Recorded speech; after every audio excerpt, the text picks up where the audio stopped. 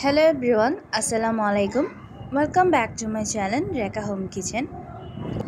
আজকে শেয়ার করছি আপনাদের সাথে বাচ্চা থেকে বড় সবারই খুবই পছন্দের একটি জনপ্রিয় খাবার।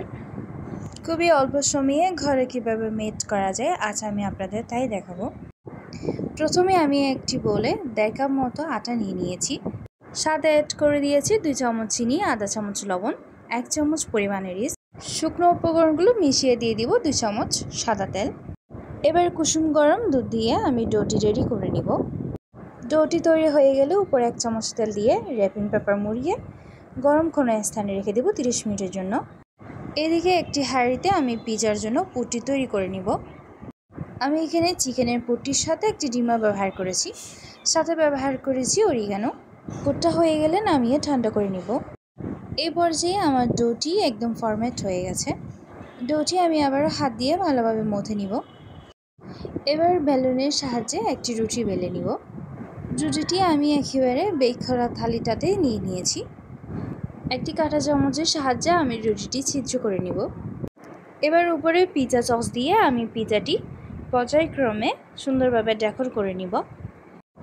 পিৎজাটি আমি বেকারি স্টাইলে মেড করার চেষ্টা করেছি, সেজন্য একটি ছুরি দিয়ে চারপাশে কেটে আমি একটু ডিজাইন করে নিলাম।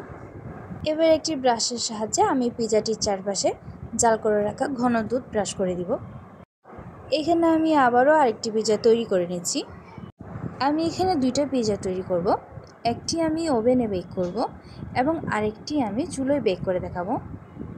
ঘরে যদি এভাবে স্বাস্থ্যসম্মত ও মজাদার পিৎজা তৈরি করে দেওয়া যায় তাহলে বাচ্চারা বাইরের ফাস্টফুডের প্রতি আর আকৃষ্ট হবে না। এই পর্যায়ে আমার 2টো পিৎজাই একদম তৈরি। একটি আমি ওভেনেই বেক করে নিব। এখানে আমি 160 ডিগ্রিতে 15 মিনিট সেট করে দিয়েছি। আরেকটি পিৎজা আমি চুলোয় বেক করব।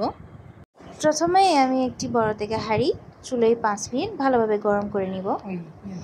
পিৎজাটি খুবই সাবধানে আমি হাঁড়ির মধ্যে দিয়ে দিব। এবারে ঢাকনা দিয়ে চুলোর মাঝারি আছে পিৎজাটি বেক করে নিব 25 মিনিট।